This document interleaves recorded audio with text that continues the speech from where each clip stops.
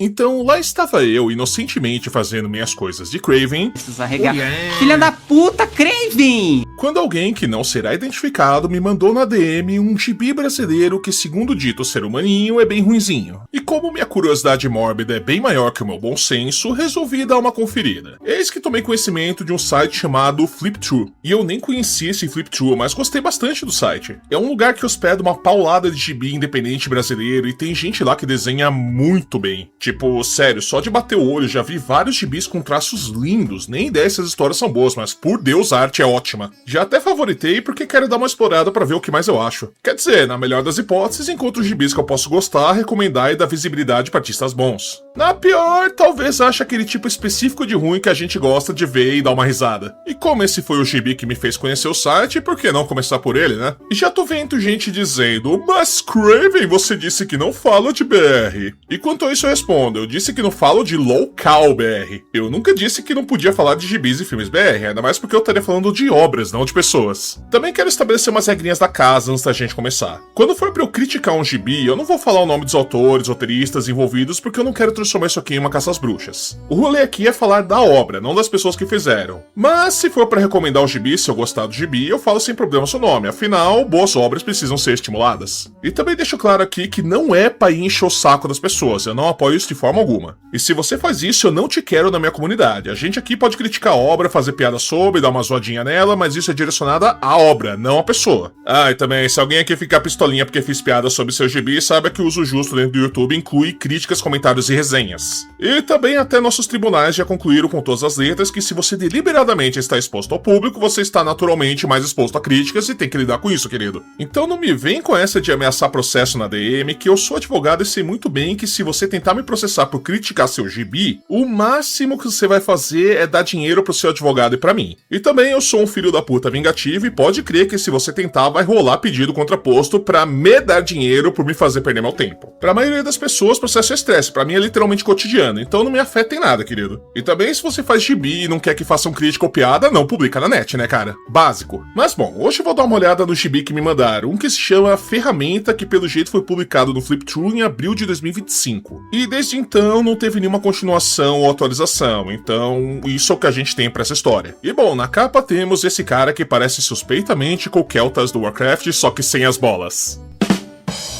E ou ele fez a escola Katara de dobra de água, ou ele gosta de pousar dramaticamente na frente de chafarizes. Tem pelo jeito essa coisa aqui no meio da água que tive que dar um zoom pra entender mais ou menos o que é. E pelo jeito um cara de sobretudo preso nessa água. E pelo jeito que a capa dá mais ênfase pro Keltas comprado com desconto aqui, dá pra supor à primeira vista que ele é o protagonista. Afinal, geralmente a capa de um gibi que é começo de uma história destaca mais o herói na capa. A capa no gibi é o cartão de visitas, é o que vai chamar a atenção do leitor, então logicamente quando é, por exemplo, uma história de super-herói, é o protagonista quem geralmente está com maior destaque na capa, e normalmente é uma situação que destaca o protagonista como badass, heróico, ou que atiça a curiosidade do leitor. Só que nesse caso, o Barbie Elf aqui é o vilão, e o cara, sobretudo, que mal conseguimos ver é quem é o protagonista. O que vai meio contra essa regrinha básica de capas de gibi. Quer dizer, não que a capa tenha que obrigatoriamente ter o protagonista como evidência, mas quando é o primeiro volume da história, é uma jogada sábia destacar o personagem que a gente vai seguir, para que o leitor tenha uma noção do que ele está consumindo. E abrindo o gibi, notamos que a arte é bem de boa. Não é a coisa mais absurda de boa que eu já vi na minha vida, mas tá anos-luz melhor do que as médias que a gente geralmente vê por aqui. Vemos esses dois caras que, a jogar pelos ternos, são seguranças na frente de algum lugar, e eu particularmente adoro a cara deles. O da direita tá tipo... Stop right there, criminal scum! E o da esquerda tá com a cara do meu personagem ladino no Oblivion, que se pudesse falaria pro guarda: meu filho, você realmente tem que dar uma trepada, mano. E vamos pro lado de dentro da sala, com esse cara que parece suspeitamente com alguém.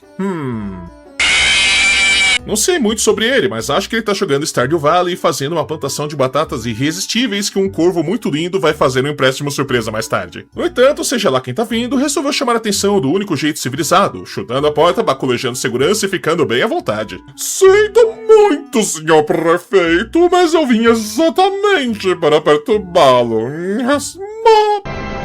I am Resident Evil mesmo. Ah, vá! Achei que era pra vender biscoito. E aqui é que temos o problema principal desse gibi, cara. A progressão de cena é bem confusa. O que não é culpa do artista, é culpa do roteiro que não deu um norte pro artista seguir. Porque simplesmente alguém gritar, chega! E temos isso aqui. É um cara passando na frente do outro, alguém segurando alguém pra não entrar, não dá pra entender muito bem, cara. E Keltas de procedência duvidosa fala, que fofo! E bom, roupas voando, um chapéu em cima da mesa, com alguém embaixo, provavelmente. E do nada alguém bota o chapéu que convenientemente brotou nessa mesa e tá esse cara aí no lugar. E como eu falei antes, a progressão de cena é confusa, tipo, como esse cara entrou, porque as roupas dele foram jogadas do nada, como o chapéu dele simplesmente se materializou na mesa. Faltou as perguntas básicas da cena, que é onde e como. Por favor, me ajude. Por que ajudar alguém assim, que não faz nada pela cidade? Porque isso não resolveria nada. O vice-prefeito que assumiria discorda dessa afirmação, e todo mundo que não votou nele. E dependendo do partido do cara, podemos ter ou lulistas ou bolsonaristas festejando no Twitter de forma super saudável, respeitosa e nada tóxica. Ele não se importa se os outros vivem ou morrem. Sim, ele não se importa se os outros vivem ou morrem. Então vou invadir o escritório dele à força, sem me importar se outras pessoas vivem ou morrem no meio do caminho. Faz sentido quando você não pensa muito bem sobre. Parece que você vê um pouco de si nele. Xingou a mãe, falou que a mãe tem catupiry na virilha, falou que o pai tem buceta, a mãe tem bigode, falou que pelo barulho do motor o cu do pai já fez amor, deixava não, hein? Maturidade, a gente tem muito aqui. Ah, e pelo jeito, ou a máscara do cara é ridiculamente polida, ou ele é feito de metal, vidro ou qualquer coisa que reflita. Cria blasfema de Rorschach surfista prateado usa soco. É tão efetivo quanto tentar afogar um peixe. Keltas da Shopee usa virar água e socar a boca do safado. É super efetivo. E devo admitir que controlar a água é um poder bem legal, dá brecha pra fazer muita coisa legal. Só vê a Katara do Avatar, você vai desde fazer BDSM com chicote de água até controlar o literal sangue na veia dos outros. Mas é claro que aqui é só tentáculo de água e também temos o soco do cara que desafia a gravidade, porque o Rorschach prateado tá pendurado no ar uns 3 minutos aqui. Não tem nada que possa fazer. Aliás, se quer tanto ajudá-lo. Vai, filhão! E eles estão trancados no banheiro, com tudo alagando, a pia privada. Ok, eu tenho que admitir que morrer afogado no tolete de outra pessoa é um jeito bem merda de morrer. Tá aqui uma situação dessa, acho que é mais provável que a água vaze por baixo da porta, porque nenhum prédio público aqui no Brasil vai ter uma porta boa dessa, mas vamos relevar por suspensão da descrença. Se eu consigo engolir que um cara pode controlar a água com a mente, eu posso engolir que essa prefeitura por acaso tem uma porta super fodona que não passa nem Wi-Fi embaixo. Você tem que me salvar, eu sou importante. Eu também esqueci, todos nós respiramos. Cancelem a Stephanie Stell. Ele diz que quem não respira direito é menos importante. Se você tem asma ou fuma, você é menos importante. Hashtag Rorschach prateado é asmático-fóbico. Cancelem este monstro. É engraçado porque é certeza que o Twitter ia meter uma dessa, só que falando sério. Mas bom, eles conseguem abrir a janela, o que só acaba completamente com essa execução desnecessariamente imprática e demorada, porque agora a água vai sair pela janela em vez de afogar eles. E supondo que ele esteja usando uma máscara, sim, ele possivelmente respira. Supondo que ele seja feito de metal e claramente não tem nariz, eu vou ter perguntas. Isso é o que acontece quando a enchente começa no rio. Logo esse rato se encontrará os outros que foram ralo abaixo. Falta uma revisadinha pra essa fala aí ser um pouquinho mais natural, né? E também só agora sabemos que isso aqui é o Rio de Janeiro. Uma coisa que podemos aprender aqui, cara, é a importância de, sei lá, pelo menos um take mostrando a cidade ou algum balãozinho falando Prefeitura do Rio de Janeiro ou o nome do personagem. Quer dizer, o gibi é audiovisual, as imagens têm que seguir uma sequência lógica pra estabelecer o que tá acontecendo. E uma dessas coisas é pelo menos referenciar quem são essas pessoas e onde elas estão. Porque assim, até agora não temos nome de ninguém, já começa que a capa mal mostra que o cara sem rosto aqui, quem é o herói, e ainda por cima nem tem um nome pra gente chamar ele. Uma básica de qualquer narrativa é que o espectador tem que ter um mínimo de informação do protagonista pra cogitar dar uma foda pra ele. E isso é difícil acontecer quando o protagonista não tem um nome, quanto menos um rosto. E se nós quebrarmos a parede? Eu ia sugerir que ele quebre a porta, que é mais rápido, mas assim, não tá muito claro, mas tem alguma coisa na porta impedindo, eu acho, sei lá o que é esse treco aí. E adoro que o prefeito fala, e se nós quebrarmos a parede? E por nós eu quero dizer você. É o quê?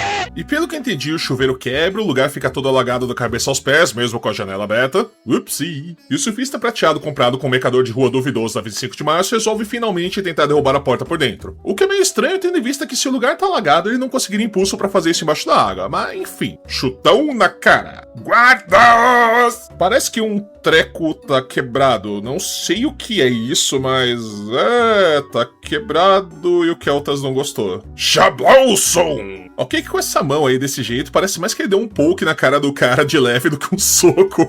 Maldito! Os tiras estão chegando! Macacos me mordam! Precisamos dar o fora daqui, mas que catapimbas! E eu adoro que os polícia tá tudo dramático, tudo fazendo pose de sou foda. Especialmente o da esquerda aqui que tá tudo, eu tenho um cigarro e tô segurando essa pistola como se fosse fechar meu zíper. Eu sou um badass motherfucker. Mas aí, magicamente, os policiais que deveriam estar na frente do cara teleportam pra trás dele, nosso elfo diva malvada aqui mete uma mijada atômica no roxo do 99 e...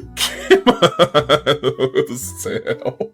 Não sei o que é isso, mas vou botar uma censura aqui só pra prevenir, porque eu não posso ser o único doente que tá vendo algo muito fálico nesse quadrinho. Pelo visto, o planeta do Keltas precisa dele. Ele vai embora na base da mijada atômica que literalmente catapulta ele pra fora do lugar. Enquanto isso, o prefeito tá todo... vem cá, vou tirar foto sua e te usar de palanque político pra falar que eu tenho um super-herói me protegendo. E compreensivelmente, o cara não quer ser fantoche de político escroto e resolve deixar seu descontentamento claro do jeito mais carioca e maduro possível. Com uma arminha de água. Assim, a trollagem foi ok, mas por que você tem uma arminha de água no sobretudo, cara? Em que circunstâncias normais você precisaria de uma? Ainda mais que você podia ter tanta coisa mais útil aí, tipo, sei lá, algo pra arrombar uma porta, talvez? Prendam esse fela da puta, não é como se ele tivesse arriscado a vida pra me salvar. Tudo isso não vale mais porque ele jogou aguinha na minha cara mesmo eu estando ensopado. Cara, até pra um político babaca isso foi bem forçado. E é só com esse diálogo que temos a confirmação de que esse cara é feito de metal, o que me leva a muitas perguntas. Por exemplo, como é que ele respira, tendo em vista que ele adora falar que todo mundo é importante porque respiram? Isso tornaria ele menos importante porque ele não respira porque ele não tem o nariz? Reflitão. E como o Keltas cracudo não foi vaporizado ao tomar um socão na boca de um cara feito de metal? Quer dizer, imagina, sei lá, o Colossus do X-Men dando um soco na cara de alguém que não tem super resistência nem nada. No mínimo ele vira a pessoa do avesso com esse soco. Por favor. Soco no saco! Coitada da sua esposa! Então os copos tá tudo. Parado, cara de metal, senão a gente te enche de balas que possivelmente vão ricochetear na sua pele de metal e matar a gente. Beleza, eu me entrego. Só cuidado com o bueiro. Ah, beleza, valeu aí. Pegamos ele aqui, viu? Cara, você tá com a arma apontada pra ele, o cara tá visivelmente abrindo o bueiro pra ir embora. Oi, atira. E sério, vocês já viram essas tampas de bueiro, cara? Elas são ridiculamente pesadas. Mas aqui eu tô supondo que o cara de metal tem super força pra tirar isso do lugar fácil assim. Só que ainda assim, com certeza isso faria barulho. E também tem esse outro quadrinho aqui mostrando que tem 4 caras rendendo ele. E nenhum deles olhou pra baixo e percebeu isso aí. Mas bom, policiais incompreensivelmente estúpidos de lado, nosso queridão desce pro esgoto e vou dar um desconto por me identificar muito com a reação dele. Bosta, bosta, bosta, bosta pra todo lado! E olha lá, uma ótima representação de quando eu tava lendo Sonic 2. Enquanto isso... Povo do Rio, antes mesmo de bebermos das águas desse estado, eles tentam tirá-las de nós, minhas mãos. Elas só chegam aos morros roubadas ou caem destruindo nossas vidas. Enquanto eles esquecem de nós. Todo ano deixam de preparar a cidade. Detalhe, fazendo isso no meio da rua, subindo num pilar de água, literalmente revelando pro público: opa, gente, beleza? Tem superpoderes desse planeta agora. O que possivelmente só causaria o maior caos do mundo nesse país. Porque a galera ia se perguntar: opa, então, se um cara que controla a água com o poder da mente existe, o que caralhos mais existe, mano? E vemos que ele tá diante de uma bandeira do Brasil, que ele picoteia no meio com as águas dele enquanto grita: este governo deve cair mesmo. E todo mundo tá tipo: yay, esse cara é esquisito com poder sobrenatural falou que tá tudo uma merda, ninguém sabia disso até ele falar. Mas aí chega os homens falando: parado aí, cramunhão. Tolos, eu sou cool demais para ir preso. E ele faz um escudo de água que pelo jeito não só é resistente a ponto de parar balas, como pode jogá-las de volta precisamente de onde vieram. Mas aí tudo treme e as tampas do bueiro explodem jogando água pra cima. É revolucionário, vamos lutar contra o governo corrupto que rouba as águas afogando a cidade em bosta. Surprise, motherfucker! Ai! Como me achou? Pô, então você meio que explodiu ele pra fora do esgoto, então meio que você fez o cara te achar. Bicho irritante.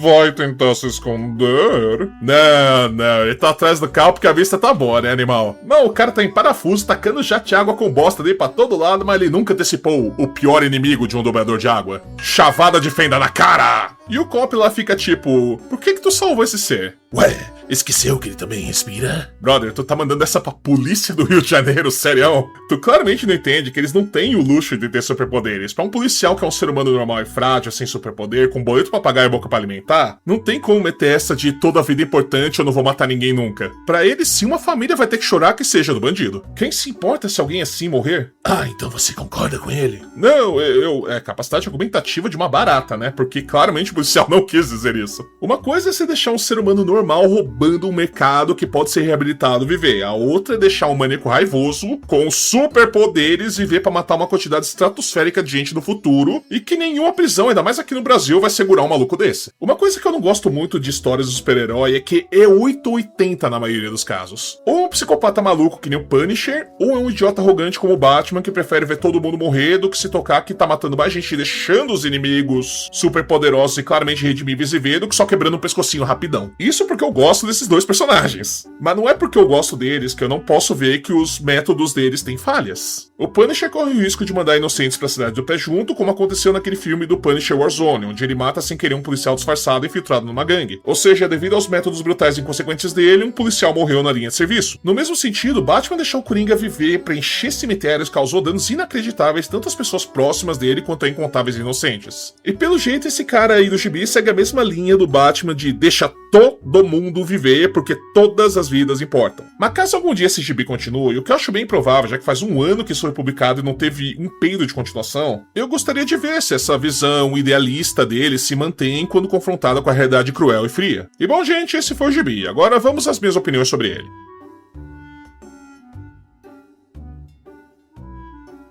A arte pra mim tá aceitável, não é um Jim Lee, mas também não é uma Christian. Dá pra ver que o artista é competente em desenhar várias poses e seguiu o roteiro amador da melhor forma que deu. Existem partes que são difíceis de seguir, tipo quando o cara metálico apareceu no escritório do prefeito. Sinto que isso poderia ter sido desenhado de forma a deixar mais claro de onde ele veio e como ele entrou lá, e também na parte que eles estão presos no banheiro não ficou muito claro porque não podiam simplesmente quebrar a porta no começo, mas depois estava tudo bem quebrar quando o lugar todo inundou. Outra coisa é que eu acho que a arte seria significantemente melhor com cores nesse gibi. Isso ajudaria os personagens a terem uma identidade visual mais fácil de entender. Por exemplo, se fosse colorido, só de olhar pro cara metálico já daria pra perceber que ele é feito de metal. Porque antes de falarem, parecia que o cara tava com uma daquelas roupas coladas BDSM com sobretudo e fedora. Acho que existe valor em um design mais simples e básico. Mas nesse caso especificamente, eu acho que cores tornariam isso muito melhor. A ideia que passa do protagonista é que ele é um cara de metal que pegou um sobretudo e fedora pra ficar menos chamativo no público. Se essa era a premissa, eu diria que o design traduziu isso muito bem. Isso é uma premissa interessante, abre porta para possibilidades como e se ele não consegue desligar esse rolê de ser de metal e ter que esconder sua aparência não humana ou algo assim. Eu tenho a impressão que essa possa ter sido a primeira vez do artista fazendo um gibi ou que ele seja bem novo nisso. Por isso eu não vou pegar pesado, porque todo mundo tem que começar de algum lugar e ninguém vai fazer o bagulho perfeito logo de primeira. Mas acho sinceramente que com mais treino de progressão de cena e com um roteiro melhor para trabalhar em cima, dá para essa pessoa fazer um trabalho muito bom.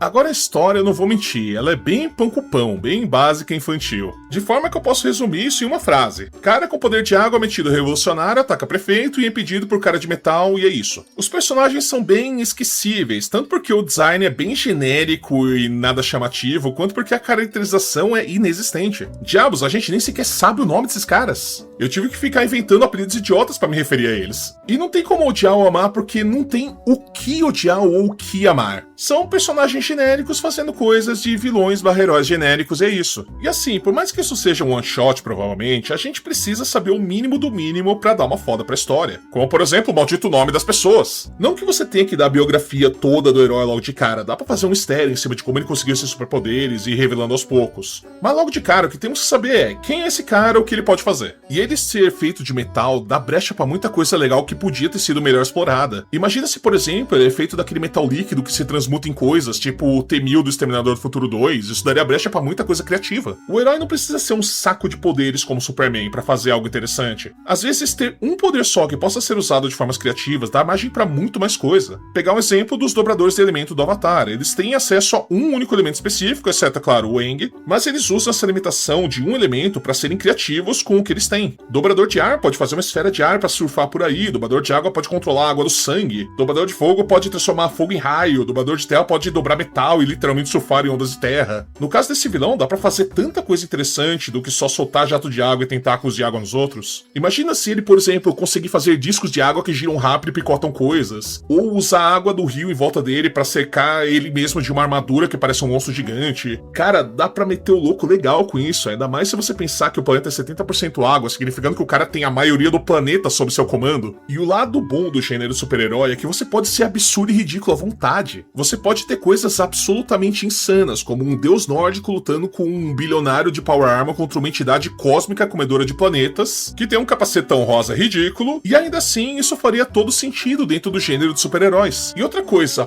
por que isso se chama ferramenta, cara? Não tem nada no protagonista que sequer seja remotamente relacionado a ferramentas. Quer dizer, pedir muito que o título tenha algo a ver com o que estamos vendo. Mas bom, gente, é isso que temos por hoje. No fim, é um gibi amador, pão com pão, que não é a pior coisa do mundo, mas também não diria que é bom. É aquele gibi que amanhã eu vou esquecer que existe. E bom, vou supor que é a primeira vez que eles escrevem / desenham um gibi. E como disse antes, ninguém começa perfeito, então eu não vou ser babaca com eles sobre isso. Eu desejo uma boa sorte pra eles e que eles evoluam a arte deles. Tá bom, gente? É isso que temos por hoje. Valeuzão, é nóis e falou! Agradecimento especial aos membros: Joris Dutan, Daniel, Neo Laranja, Técnico Craft, Gesiga 7, Yonder, Guilherme James, Diego Maeda, Joerte, Andy Akinobi, Vemberan, Cláudia Maria, The Bob Arts, Chester RV, Josias Tenório, Caio, Cid Forno, RF, Capau, Grande Hassan, Chicken Pie Peas, Gabe Alexandrini, Inbokin e San Lixo.